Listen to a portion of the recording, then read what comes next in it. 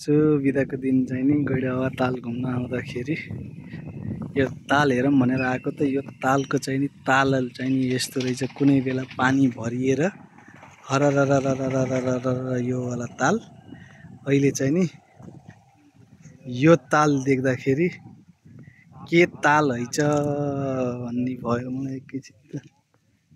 यसो यस्तो पनि हुँदो रहेछ। तालको ताल यस्तो छ। गैडावा गाउँपालिकाको गैडावा ताल गैडा ताल।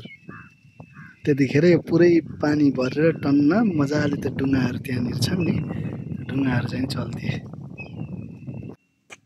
अझै यतातिरबाट यो चाहिँ नि कति राम्रो देखिन्थ्यो त्यहाँ पानी हुँदाखेरि त। यो त सर्लक्क देखिने अहिले घाँसे घाँस छ, सुकेछ।